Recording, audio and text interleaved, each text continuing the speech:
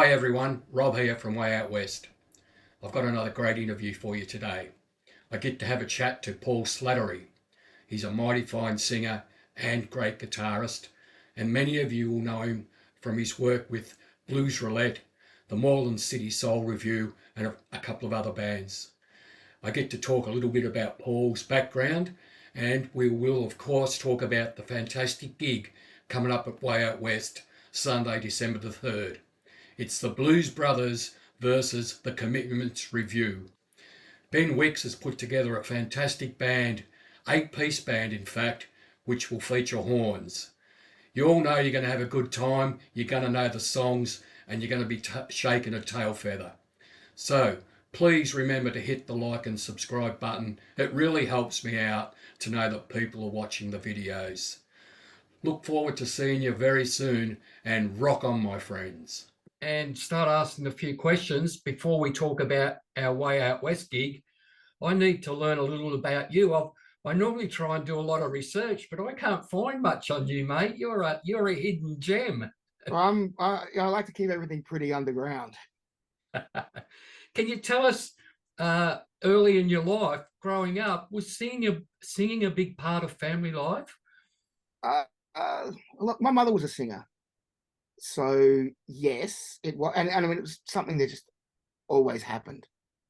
Singing was, yeah, just sort of an everyday thing. I didn't even really think of myself as a singer at all until I was probably 20, 21. I'd been working as a bass player before that, and was just always working with other singers, guitarists, drummers. But just, I guess, had the realization it was just easier for me to sing rather than getting someone else to. Cool. And I believe you grew up in Adelaide. And when did you make the move over to Melbourne? Well, Okay, now that's partially true. I never really actually grew up, but yes, yeah, in Adelaide. I moved over here in 2000.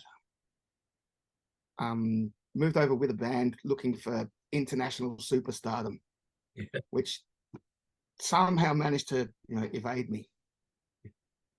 But I mean, the band did pretty well. It was a band called Pornland, and we used to play like funk music. You Cool. probably would have seen our posters around back in at that time, the sort of late 90s through to probably 2005 ish. We used to have a carpet postering policy. We just post it everywhere. Yeah. It was kind of fun. You, And posterings, of course, has changed a lot over the years since then. I guess the internet has made promo a very different game. yeah, you're surely right. Hence these sort of interviews too, I guess. Exactly. What about being a front man? Um, were there any particular singers that you sort of took a fancy to and said, "Man, I want to sound like not so much sound like that guy, but I want to be a singer." Yes, but also the concept of wanting to sound like someone, I think is uh, there. Now, there's going to be exceptions to this, of course, but I think most singers' journeys start out with wanting to sound like X, Y, Z, whoever it might be, and then you get to a point where you start to develop your own sound, and you want to sound like you, as opposed to the poor man's version of whoever it might be.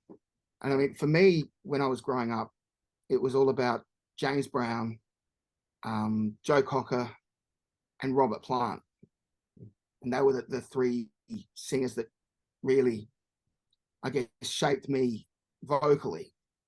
And of course, I still really like all of those guys. But there's so many other singers that have come in that I guess I like more. Ray Charles, Donny Hathaway, Stevie Wonder, Gladys Knight's actually right up there for me. I've been lucky enough to see her a couple of times live. Oh wow! Yeah, I And what saw her. about? No, No, go on. I Continue was on. going to say I managed. I was in Vegas, oh, probably about 20 years, or 2005, I think it was, and she was playing at the Flamingo. So we trotted along and saw that, and it was. I mean, she never recorded a lot of great material, but her voice is incredible, and her approach is just beautiful.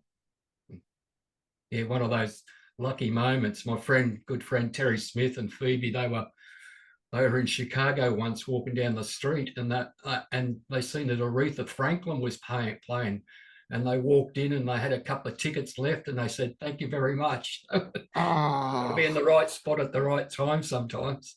very much so. Because we had the discussion of, do we go and see the Hoover Dam, or do we go to see Gladys Knight? The Hoover Dam, the Grand Canyon, Hoover Dam, whatever. Um, and figured, well, the Grand Canyon's still going to be here if I ever come back. It's definitely going to still be here.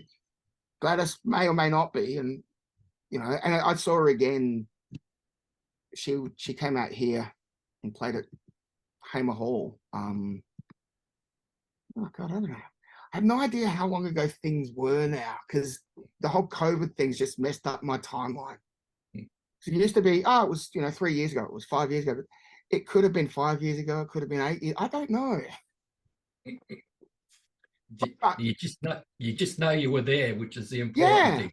yeah, it almost sort of just breaks down to pre and post COVID, which is kind of crazy. I'm hoping in a couple of years we'll be beyond that. It's just, oh yeah, that's something that happened a few years ago. Well, I think that you do mention COVID, because I do quite a few interviews of late, and I think every muso and singer or guitarist uh, that I've spoke to have mentioned COVID, because it really impacted on musicians in a hell of a big way. That it took away your livelihood just like that. Livelihood and lifestyle as well. It's and I mean, there's a lot of people there's a lot of jobs that people have, and they do them to pay the bills, and that's fine, and that's it's what you do, and that's okay. But being a musician becomes such a big part of your identity, and performing live becomes such a big part of who you are, and so then that gets taken away, and you start to question who you even are. Or it's and also music is so important to us as an audience. I mean, it's we just love it, because without music, life's pretty shit, really. And when you take away the live aspect of it, it's just not good. Well, yeah, and live is such an intimate thing. It's such a personal thing that you and being I'm a punter as well. I mean, I guess we all are, really, and I love going and seeing just a great act, and there's and I mean, even if it's not great, there's usually something that's worthwhile in it. There might be just two notes that the guitarist plays that you say, that was awesome. Yeah, or the whole show could be just completely overwhelming and I hear mind you. blowing, and that happens a lot too. I saw Buddy Guy when he was out here earlier this year, and it's the only time I've actually seen him live. And because he was touring, I thought, he's getting pretty old, and he is advertising it as his last tour. And at 80, what is he, 85 or something like that? It's quite reasonable to expect that it will be his last tour. And I'm so glad that I went. And I was also completely blown away by Kingfish opening it, because I had one of his records, which I like, but I didn't realize how good a singer he is until I heard him live. Because I mean, his guitar playing is what he's known for, and he's a great player, but he's an incredible singer. Yeah. No, you're right.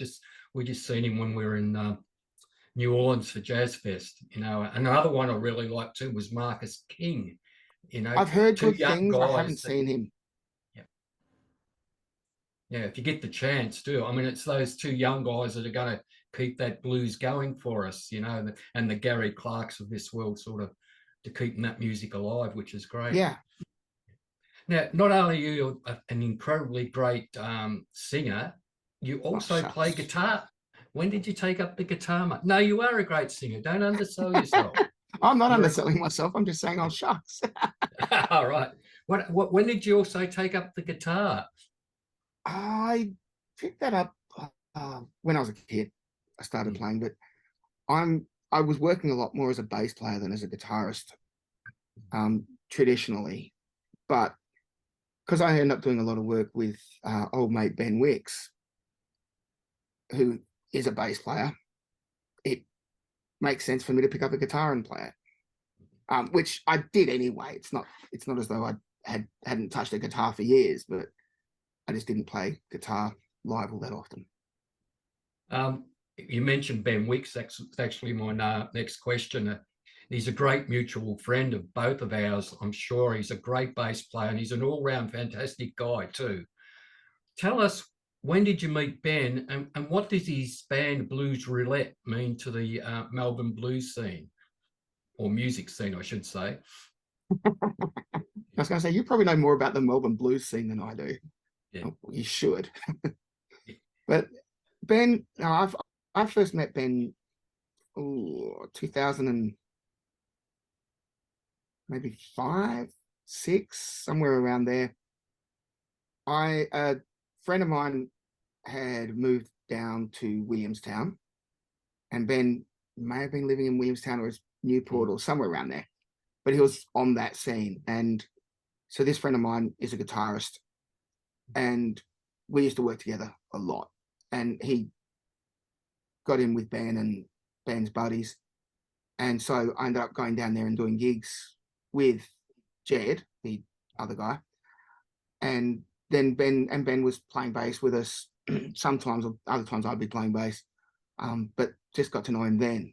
And then we played together a bit, and then he drifted away. I think went to Canada or something, or I'm not sure. We lost touch, and then I ran into him uh, walking down Smith Street one day, and that was after he'd started up the Blues Roulette night at the Catfish, and he's like, "Oh, do you want to come down and do a show one night?" And I said, "Sure." So I went down there, and of course before that, I mean, I've always had a love for blues music, but I've never really played a lot of blues. So I've always been more from the funk or soul or even rock kind of worlds. So I sat down and I learned a whole bunch of blues songs, thinking, "Oh, that's cool. That's what." And when I get there and we play a couple of songs, "Oh, do you want to do What's Going On?" Because that's something we did back in the Williamstown days. I was like, "Is that okay?" And you can play whatever you want to. It's a blues night, but you don't have to. It's not staying within the parameter within that cage. It's a blues night, but I mean, soul is kind of it's the same umbrella. I'm like, oh, sweet. So from there, it's like, oh, well, I don't need to worry about these other things that I don't really know, and I've learned just to do this night, but I'm not really going to deliver. Not really going to sell as well as I can something that I know.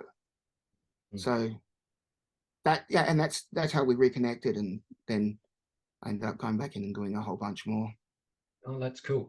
You seem to be preempting every question I've got, because I was just about to say, you Well, but seem I to. think the idea is that you've got your questions sort of are going to follow on from one another. Which is Yeah, a sensible way to write them, because okay, I need to know this, and now, so given that, then I need to know this. But of course, to give a complete answer, yeah, it kind of ties it all in. yeah. Oh, yeah. Oh, it's true. Because I was going to say that you sort of can slot into many genres, but did you have a more favorite one? And I can hear you saying that that soul music is the thing that you're really drawn to. Absolutely, and again, I think that comes from a lot of my favorite singers. Gladys Knight or Donny Hathaway or Stevie Wonder, Ray Charles. They're all very much. Although I mean, Ray is a very multi-genre artist. His country stuff is great. Yeah. He stunned the world with that country album, didn't he? Absolutely, but then it's not. And it's still accessible to country fans, but there's a there's a whole lot of something else in there that isn't necessarily present in a lot of other country music. But it's still true. The songs are still true to what they were intended to be, and it's his interpretation of them. And I think that's the other thing, is it's such an honest take on it. And to me, that is what I love about blues or soul or country, is that honesty that's there. When, because you get certain types of music, and particularly certain performers within any genre, who are busy posturing and trying to give the performance that they think people want to hear. But then there's other people that will get up and just play or sing or perform, but without it, there's not so much thinking in it, it's just doing, and it's honest. And that honesty, I think, is one of the things that I love most about music, when it's there. And there's a lot of, and we're really blessed in Melbourne, and particularly within the blues community, there's a lot of acts where you get that, and there's people who are just up and being them. There's no, I'm pretending to be somewhat, something that I'm not. It's just, they get up and it's their take on whatever they're doing. And sometimes it's songs that they've written themselves. Other times it's songs that they're covering, that they love. And either way, it's beautiful. To see Buddy Guy, and might be the last time. And then we spoke also about Ray Charles. I was really fortunate to see Ray Charles not long before he passed away. He played at Melbourne Blues Festival here. And you're right, just to be able to see that person and to know what they've done in music was something special, even though Ray wasn't, he was an old man, but just to be in awe of him on stage was just incredible. Yeah, unfortunately, I never got to see Ray. Which, I mean, mind you, there's a lot of great singers that that I would have loved to have seen that I never got to. Yeah, but yeah, yeah. I have fantasies of reading old books about the 40s and 50s and thinking, oh, if I could only have gone to that juke joint to see, such and such an artist. That's what I'd be doing. Yeah. Now tell us a little bit about Slattery. Is it Slattery? Slattery. That's it. Tell us all about that. Well, the name's obviously inspired by the festival in the States, Lollapalooza. Yeah. It was kind of a branch off of Ben's Roulette thing. Did we go through that yet? Yeah, we've been through Blues Roulette. I think we have. Yeah. Okay, and I've touched on it. And so, but it was just a regular kind of showing with myself and him. And actually, in these days, we've got Tim Stout playing drums with us. And I'm sure you know Tim. Tim's one of those guys that's been around on this scene for some time. He's older than I am. Yeah, but the thing, he can build you a house too. Oh, I know. I can warm your house. That's about it. I don't have the building skills that he has, but great drummer, great guitarist, and fantastic singer. And it's been great. It's been lovely working with him and Ben. I mean, Ben and I have been, great friends for quite some time now. And so Slattery, it's just, it's generally a 3-piece with us, but every so often, there'll be someone else will come in and play some shows with us. Just depending on what happens. You know, if they have, you know, someone happens to be around, it's like, hey, you want to come and play? Yeah, sure. And what about you? And another great band, and I haven't got to see you yet do this, but the mighty fine Moreland City Soul Review. How often do you get to play with those guys? Because that's a pretty big band, isn't it? Yeah, that's a six piece. And that's so one of the guitarists, which is Jed Pickett, the guy I was talking about, who actually introduced me to Ben in the first place. He's living back down in he's a Tasmanian, and he moved back down there a few years ago. So but he still comes up to do shows, but we just don't have the shows all that often these days. I mean, at one point we were playing weekly, which was fantastic. And again, we get a lot of guests in because it makes every show just a little bit different and a little bit exciting. I mean, it can be exciting anyway, but if you're playing every week, unless you're doing, you know, a heap of new material sort of fairly regularly, getting in guests is a great way to change that up.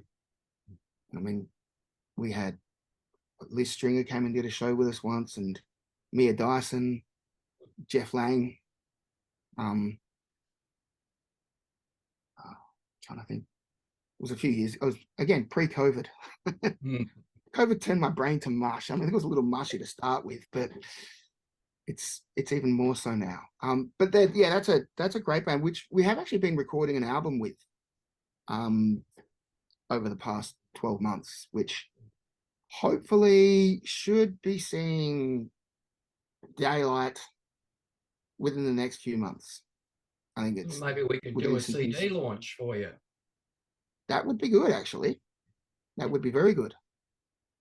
Yeah, So I know we've got a single mastered, but there's no. I mean, what's a single these days? People, you know, you're releasing a single, you don't ever sell physical copies, and Mia Dyson and Jeff Lang. I can see Mia doing a little bit of soul stuff, but Jeff, I've never seen him. You know, he started off really bluesy, but then he went into his own sort of stuff. That would have been interesting having Jeff up there. Jeff is an absolute monster. He's one of the most technically proficient players I've ever seen. And he's an incredible singer as well. But again, I think he's one of those sort of cross genre guys.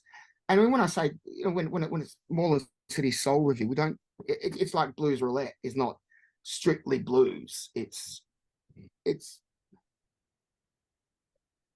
soul music, sure, but you know, I guess personally, I've never really been one that's particularly good at pigeonholing songs into or artists into specific genres. There's music that I like, and I like it because of this and this and this, or I don't like because of this and this and this. And you know, you might call it soul, someone else might call it blues, someone else might call it rock, and you're not all right, you're not all wrong. I think you are all right, actually. but calling something one thing or another, it's a label. It doesn't really affect what the music is. And I mean, and I think I have a tendency, and I've had plenty of people accusing me of this over the years, but I tend to just slattify everything. Yeah. So it's, oh yeah, that was a blues song, but now it's kind of a slattery thing, and that's, but it's, yeah, because, and I guess it's just that you end up at some point developing your own approach to things, and things just come out sounding like me doing it. Yeah, which is the best way. I was going to say it's not a bad thing, and it's not something I'm even close to upset about.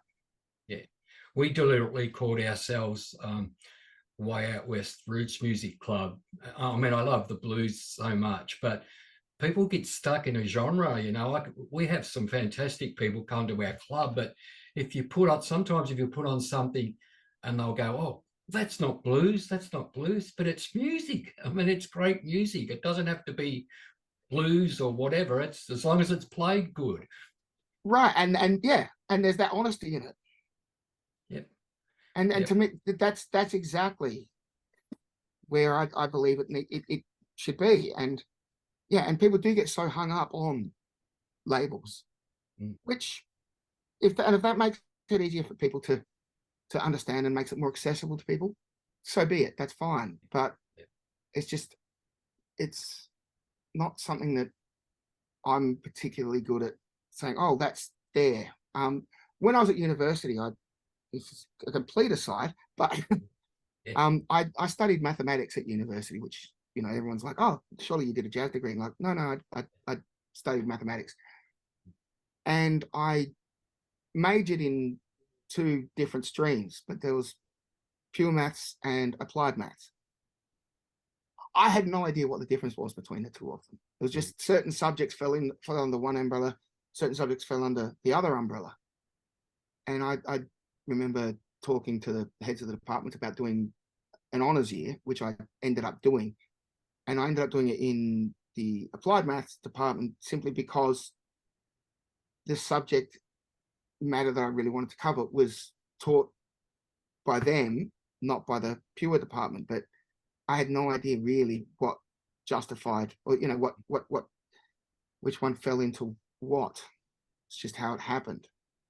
I could say it's good as a musician that you're good at maths, because they're not going to rip you off at the end of the day with the bar takings, are they, mate? You're all over Yeah. it. So let's have a talk about the gig we've got coming up Sunday, December the 3rd, which is the Blues Brothers versus the Commitments Review. What can we expect on the day, and who's going to be up on stage with you? Well, you can expect some of the greatest songs out of the to ever come out of the US. Mostly soul music. I mean, the blues. See, I know there's another one, the Blues Brothers. So they're called the Yeah, Blues Brothers, but it's all soul music, yeah, pretty much. yeah, There's yeah, a couple that I guess are more traditional blues things, but a lot of the stuff was written by Steve Cropper, or was co-written by Steve Cropper at least. Um, and again with the commitment stuff, a lot of it he had a hand in because a lot of it's out of the stacks with some Motown stuff. So there's all those great stack songs and Motown songs that feature in both. Some of the stuff off the Briefcase Full of Blues album as well, which ventures it. Now that was very much a lot of sort of underground blues artists that the songs came from. I mean, obviously it was the Blues Brothers band, which was pretty much the Stax house band. So it was the Memphis rhythm section with the New York horn section, yeah, which was a very novel idea at the time, I'm sure. I mean, the Blues Brothers came out when I was a kid. I mean, I'm 50 at the moment, so that was a 1980. I think I was 7 when it came out. I probably didn't see it until I was about 10, which makes sense. I was probably a little bit too young before that. But effectively, it's been there right through me growing up. And then I was a teenager when the Commitments came out. Um, and and again, the songs there are fantastic. They've picked a whole bunch of other songs that were from that same mm, body, mm, I guess. There's the Otis Redding stuff. So we'll be doing a lot of those songs. And Ben Wicks will be on bass, and Tim Stout, um, and Michael J. Shannon, who plays with the Rod Payne and the Full Time Lovers band on keys, and Jacob Cole, who's one of my Moreland City guys on guitar, who's possibly the prettiest sounding guitarist in Melbourne. He's not a bad looking guy either, but that's. I don't know But I wasn't sure where you're heading with that. I'm talking about his playing here. He's a really, really pretty player. And Iseula Hmm. will be joining me on vocals, and Vincent Bradley, who's I was going to say he's a young guy, but he's got to be like early 40s, but he just looks really young. He looks like he's just out of high school. Great harmonica player and trumpet player. And he'll be doing a lot of the Elwood stuff Mhm. in the Blues Brothers set. Cool. And I'm not sure who the other horn players are at the moment because it changes a little from gig to gig. Mm. Yeah, But it's going to be yeah, brilliant. it is going to be brilliant. Yeah. It's And like it's we going to go be a back lot of to the fun. Blues Brothers too, and we were talking about Ray Charles. Of course, Ray Charles featured in the Blues Brothers movie. And that would have certainly been my first experience of him. Mm. Yeah. And it's like, who's this old guy? He's awesome. I suppose they were all old guys in that, really, weren't they? I mean, James Brown in the church, Yeah. um, and then the John Lee Hooker out on the street, and Yeah. Yeah, it's it pretty was, amazing. Cool. oh, Now, isn't it? and now before we finish up, do I need to get a big security guard to keep Rosemary Marsham away from you at the gig? Because she is your number one stalker, I am sure. No, no, no. She's the president of my fan club. Yes. There's a difference between being number one stalker and president of the fan club. And the key difference there is whether or not that attention is welcome. Yeah, yes, yes. There's no stalking, and you know John's around. John will keep it. I think John's actually the secretary. Wonderful people, They are. lovely people, and such fervent supporters of the music scene in Melbourne. Yeah, no, you're right. Yeah, they're both on our committee too. So we call John our flag man because he puts our flag up on the and our banner. And Rosemary's the door bitch because I think she likes talking to everyone that comes in. So that's a good way to get everyone going. It is a good way to get everyone going. But yeah, and that's the thing, they contribute to the community, Yeah, which is always a beautiful thing. You know, people being in a community is one thing, but then contributing to it is what the community really needs yeah, in order to survive yeah. and to thrive. No, you're right. Exactly right. All right, well, that's about all I got, Slats. We're really looking forward to it. Sunday, December the 3rd, 2 p.m. We're going to have a ball. It's our second last gig of the year. So Oh, nice. I'm sure we're going to have us all dancing in the aisles, but I can't do any of those backflips down the aisle there that Elwood does. Yeah, You know. neither can I. All right. All right, Neither mate. can I. Thank you for having the chat, Well, and thanks we'll for your see you in time. a week or so. Thanks, Indeed. mate. Looking forward to it. Okay. Bye bye. Catch you, man.